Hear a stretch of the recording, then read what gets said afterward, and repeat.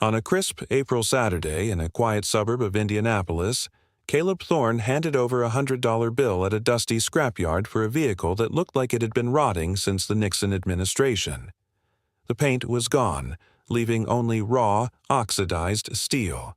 The roof was a Swiss cheese of rust, and the plates were a jagged mess of unreadable tin. His neighbor, Brenda Sterling, leaned against her white picket fence with a Starbucks cup, her laughter echoing down the cul-de-sac. "You just gave your kid a master class in burning cash," she shouted. Caleb didn't bite. He just stared at the hunk of metal and got to work. 5 days later, a titan of the American racing world pulled into that same driveway with a check for $5 million. What was buried under that decay? The truth was something none of them saw coming. Caleb Thorne was 34, living a life that didn't look like much on a social media feed. He was up at 5 every morning, packing a lunch for his son, Leo, checking the chore list on the fridge, and heading out to the converted barn behind their house.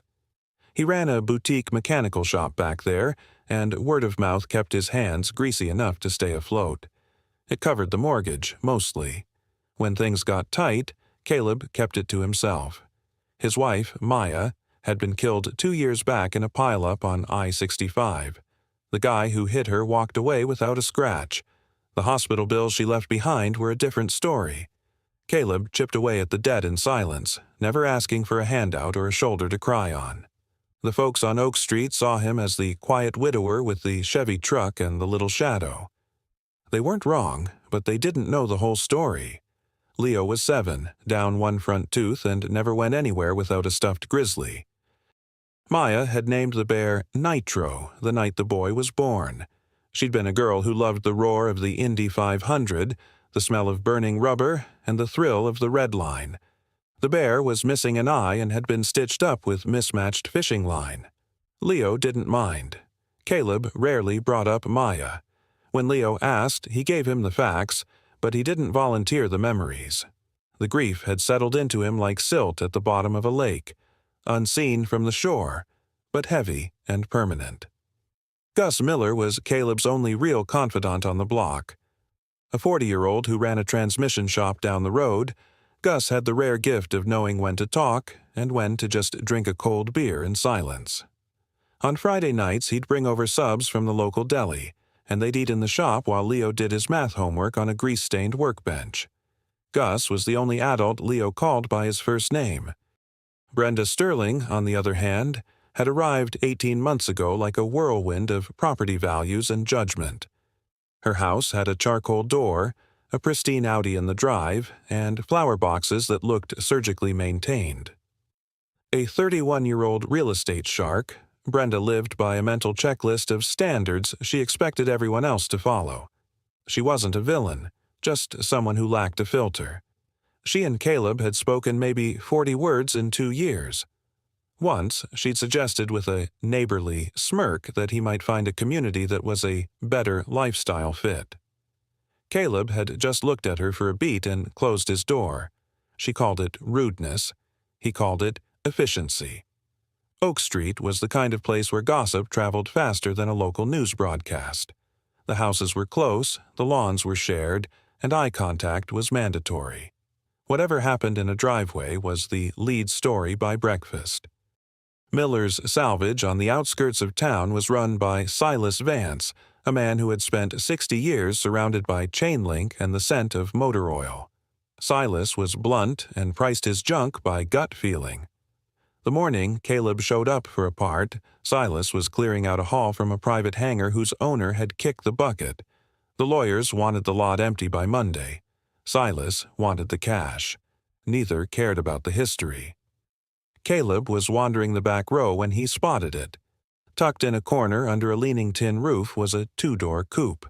It was a ghost of a car, a patchwork of gray metal and peeling black flakes. But the lines were all wrong, in a good way. The wheelbase was stretched, the windshield raked back like a fighter jet, and the fenders had been flared by hand. You could see the hammer marks if you looked close enough. This wasn't a factory job. This was a vision. He touched the rear panel. The steel was freezing, but beneath the grime, he felt the soul of the machine. It wasn't stamped out by a robot in Detroit. It was sculpted. $100, Silas barked behind him. Take it now, or it hits the shredder Monday. Caleb froze. He thought about Leo's sneakers, which were a size too small. He thought about the past due notice on the counter. He couldn't explain why he was doing it, but he pulled out his wallet. When he opened the door to prep it for the tow, a tiny corner of a decal flaked off the frame. He tucked it in his pocket for later. The trip home was a slow-motion parade. Gus's truck, a frayed rope, and the rusted shell wobbling behind them at 15 miles per hour. By the time they hit Oak Street at 9:40 a.m., a small crowd had gathered. Brenda was at her gate, waiting. He heard her laugh. He heard the words, "Poor kid," drift through the air. Caleb didn't flinch. He parked, hopped out, and looked at his son. "Grab my heavy tool bag, Leo." Leo looked at Brenda, then at the car, tilting his head exactly like his father did. Then he ran inside. Caleb began unhooking the rope with a calm that only comes from someone who has survived much worse than a neighbor's ego. That night, under the hum of shop lights and a static-filled radio, Caleb started the deep clean. He scrubbed the driver's floorboard until the grime melted away. Underneath, etched into the metal, was a serial number. It wasn't a VIN. It started with RAC-67. He spent 40 minutes on Google and found nothing. He texted Gus. "Ever see a tag starting with RAC-67? "Nope. Get some sleep," Gus replied. Caleb didn't sleep. He took out the sticker fragment. It showed a stylized wing and a jagged flame. It looked professional, aggressive, not something meant for the street. He taped it to a notebook and waited for dawn. The next morning, Gus was there before the coffee was done. He spent 5 minutes under the car on a creeper. When he rolled out, his face was pale. "The frame is reinforced by hand, Caleb, gusseted at every joint. This isn't a hobbyist's project. This is a weapon." He popped the hood. "And this engine block? It's been bored and machined manually. Whoever built this had a massive budget and a genius-level brain." Caleb looked at the suspension. The geometry was pure track spec. These weren't parts you could buy in a catalog. That afternoon, he hit the deep web racing forums. He posted the numbers, the curves, and the sticker. By the next sunrise, there were 47 notifications. The internet was losing its mind. Some called it a kit car. But 3 veteran motorsport historians weren't so sure. They were starting to suspect Caleb Thorne had just pulled a ghost out of a graveyard. How did the car get there, and why was it worth $5 million? That was a question the racing world was about to answer. One of the experts, posting under the handle MotorCity_legend, wrote, "If that chassis stamp is the real deal, you're looking at a ghost that's been on the most wanted list of the racing world for 15 years. Another user sent a direct message. "Stop sharing public photos immediately. Trust me on this." Caleb printed the entire conversation and tucked it into a folder. That evening, Leo wandered into the shop after school and took his usual spot on an overturned plastic crate. He had Nitro the bear tucked under his arm. He watched his dad buff the rear panel for a few minutes before asking, "Does the car have a name yet?" Caleb paused. "Not yet. Can I pick one?" Leo looked at the vehicle with an intensity that mirrored his father's. Head tilted, searching for the answer in the curves of the steel. Finally, he whispered, "Nitro." Caleb set his cloth down.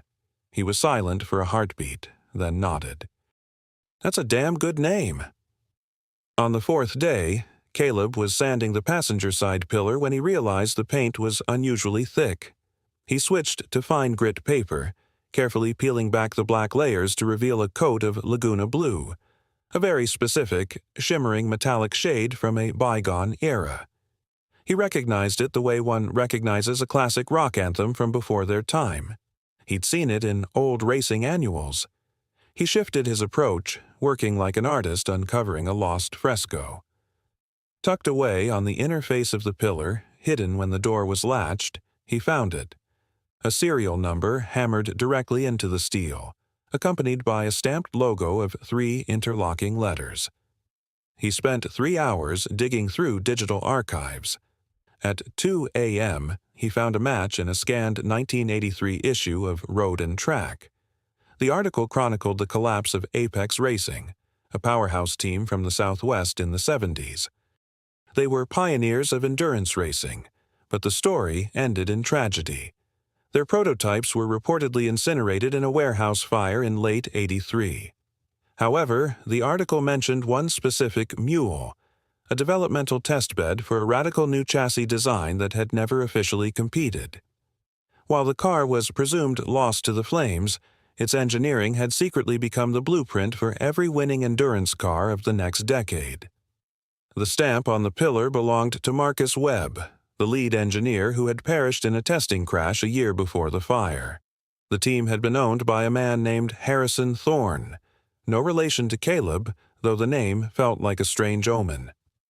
Caleb sat in the dark shop until the first streaks of dawn crept under the door. Gus hadn't meant to leak the secret. He told his wife because keeping something that massive bottled up felt like holding a live wire. She told the neighbor 2 doors down, who told her husband, who told the guy who walked his golden retriever at the park. By the next morning, Oak Street was vibrating with a weird, unspoken energy. People knew, but nobody wanted to be the first to say it. Neighbors started appearing at Caleb's shop with the thinnest excuses. One needed to borrow a lug wrench, another was looking for a lost kitten. Each one tried to peer past Caleb at the car until he thanked them and pulled the door shut. Eventually, he threw a heavy blue tarp over the whole thing. Brenda Sterling heard the rumors, too. The version she got, after it had been passed through 4 different porches, was that Caleb's $100 hunk of junk was worth a fortune. She scoffed, calling it neighborhood fiction, but then she opened her MacBook. She Googled Harrison Thorne. She saw photos of a lean, silver-haired billionaire standing at elite car auctions. She read a profile in Forbes estimating his wealth at over $1 billion, built on tech investments and a world-class car collection. At the very bottom was a tiny note. Thorne has spent over a decade quietly searching for a lost prototype from his early racing days, rumored to have survived the '83 fire. Brenda stared out her window at the blue tarp in Caleb's driveway for a very long time. That afternoon, she knocked on his door with a measuring cup, claiming she needed to borrow a blender. Caleb opened the door, looked at her, and said, "I don't own one." He closed the door with the quiet finality of a man who knew exactly where his boundaries were. On the evening of day 4, an email landed in Caleb's inbox.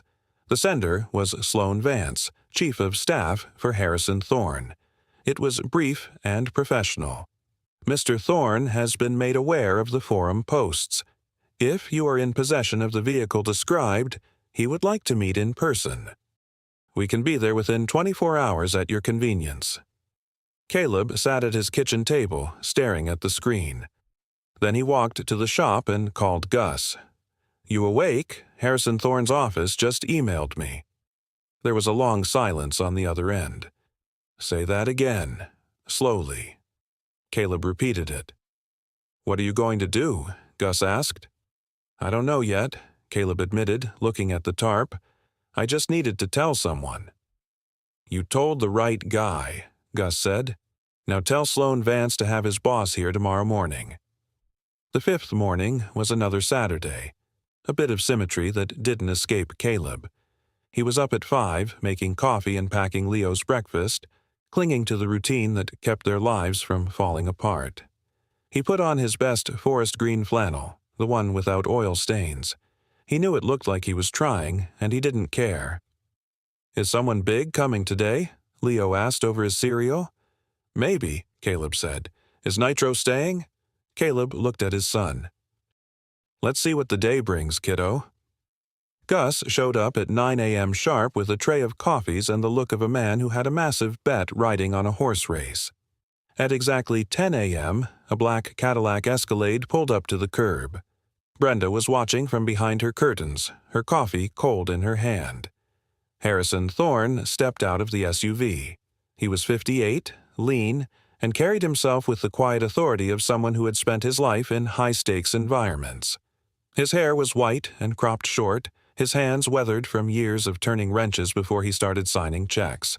He didn't wait for an intro. He walked straight toward the shop. He stopped dead when he saw the car. Sloan Vance followed with a tablet, staying a respectful distance back. Gus hovered near the entrance, playing the role of the silent witness. Thorne walked a slow circle around the vehicle, just as Caleb had done at the scrapyard. He reached out, his fingers grazing the metal. For a long time, the only sound was the wind. "I thought it was ashes," Thorne said, his voice barely a whisper. "You recognize it?" Caleb asked. Thorne turned to him, his eyes sharp. "I didn't just recognize it. I built it. 1971. It took 2 years of my life and cost me more than I can put a price on." He turned back to the car, his voice thick. "In '83, they told me it was gone.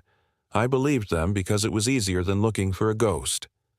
He knelt down by the passenger side and squinted at the B-pillar, his thumb tracing the stamp of his old friend's signature.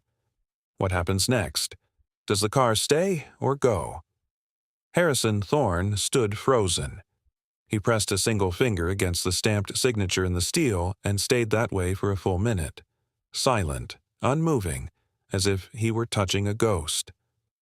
"Marcus Webb was my lead engineer," Harrison said finally. "He passed away in a testing wreck back in the spring of '82.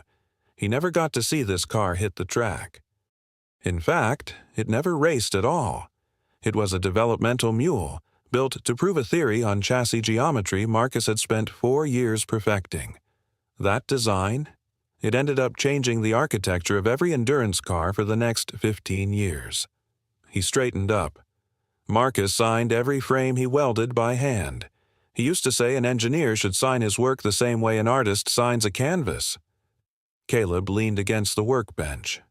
"What happened to it? If it didn't burn in the fire, where has it been?" Harrison shook his head. "I don't know. Someone must have moved it before the flames hit, or it was never in that warehouse to begin with. I spent years looking for it. Eventually, I stopped looking." He turned his gaze to Caleb. "How did you track it down?" Caleb told him the truth, plain and simple. He told him about the trip for a carburetor, the back row of the scrap heap, and the car waiting for the crusher. He explained that something about the proportions caught his eye, that it didn't look like an accident. It looked like a machine someone had poured their soul into. Harrison listened, mesmerized. "Marcus used those exact words the first time he showed me the blueprints." The shop went quiet, a heavy, meaningful silence. Leo appeared in the doorway, clutching Nitro the bear. Caleb beckoned him over. The boy walked in carefully, looking from the old billionaire to the rusted car. "Dad named it Nitro," Leo said softly. A flicker of emotion crossed Harrison's face. He looked at the car, then back at the boy. "That's a powerful name, son." "Did you miss it?" Leo asked. "The car?" Harrison paused. "Very much. That's what my dad says about important things." Leo nodded. "That you miss them." Sloan Vance stepped forward and turned her tablet toward Caleb. On the screen was a single number, $5 million. Below it was a 1-page contract, clean, simple, no legal jargon. "Oh." "I don't haggle over history," Harrison said. "That's what it's worth to a museum, and what it's worth to me. You don't have to decide right now." Caleb looked at the number. He looked at Leo, then back at the graceful curve of the rear fender. He didn't say a word. That evening, after the black SUV had pulled away, Caleb sat in the dark shop for hours. Leo was inside watching cartoons. Gus had hung around for a bit but eventually headed home, sensing Caleb needed space. Caleb thought about Maya. She used to fill sketchbooks with cars, not technical specs but beautiful flowing impressions. There was one car she drew over and over, a low-slung coupe with a raked windshield and flared arches. He realized now she wasn't drawing a memory. She was drawing a dream she'd probably read about in some old racing magazine. He thought about the name Leo chose. The bear, the car, the same name, all linked by a 7-year-old's intuition.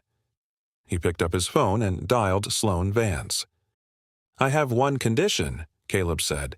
"Just one, and the deal is yours." "Go ahead," she replied. "The car doesn't go into a private garage. It has to be public. People need to see it. And on the display, I want a note saying it was saved by someone who saw the value when everyone else saw rust. You don't need my name, but Marcus Webb's name needs to be front and center. People should know what he built." Sloane was back on the line 8 minutes later. "Mr. Thorne agrees. And he wants to add something. He wants Leo's name on the plaque, too. He said the car has a name now and the person who gave it that name belongs in its history." Caleb took a shaky breath. "Tell him thank you." The next morning, Brenda Sterling came outside without her usual coffee cup. She stood at her gate, watching as a specialized transport carrier backed into the street. Caleb was out there, supervising as 2 technicians loaded the car with a level of reverence usually reserved for fine art. Brenda walked across the street and stopped near him. She looked like she wanted to apologize, or maybe just understand. Caleb didn't wait for her to find the words. "It's okay, Brenda," Caleb said, his voice calm. "Next time you see someone buy something they believe in, maybe wait 5 days before you give them your opinion." She opened her mouth, closed it, and walked back to her house in silence. The money hit Caleb's account 3 weeks later. The first thing he did was call the hospital. He paid off every cent of Maya's medical debt in a 4-minute phone call. When he hung up, he felt a weight lift that he hadn't realized was crushing him. It wasn't triumph. It was the feeling of a window finally being opened in a stuffy room. He bought Leo new shoes, the ones the boy had admired months ago. He bought a massive Lego set of a classic race car. "Thought we could build this together," Caleb said. He sat down with Gus and told him he was investing in the shop. They'd expand, add a second lift, and hire an apprentice. The rest of the money went into a scholarship fund at Leo's school, named after Maya, to help kids whose families were carrying silent burdens. A month later, they drove to the city for the grand opening at the National Transport Museum. The centerpiece of the racing gallery was the car, fully restored to its 1971 glory. It glowed in Laguna blue, the color of things moving faster than they should. Caleb read the plaque. Marcus Webb's name was there. The engineering story was told in plain English, and at the bottom, recovered and identified by Caleb Thorne. Named Nitro by Leo Thorne. Leo stood in front of the car, very still. "Dad, is Nitro happy here?" Caleb looked at the masterpiece Marcus Webb had spent 2 years building. He thought about 40 years of rust and a Saturday morning in a scrapyard. "I think so, kid," Caleb said. "A lot more people can see him now." Leo reached up and took his father's hand. "Can we get burgers after this? The kind with the spicy sauce?" Caleb smiled, a real, unburdened smile. "Yeah, whatever you want." By the end of the next month, a "For Rent" sign appeared in Brenda Sterling's yard. She moved away quietly, the weight of her own words being the only parting gift. Caleb kept his shop, his 5 a.m. coffee, and his Friday nights with Gus. He didn't change who he was. He just became a more settled version of himself. He still talks to Maya sometimes in the quiet of the shop. He knows she would have recognized that shape in the scrapyard. She would have walked right up to it, touched the metal, and known exactly what it was. And he knew she'd be damn proud of the boy for giving it a name.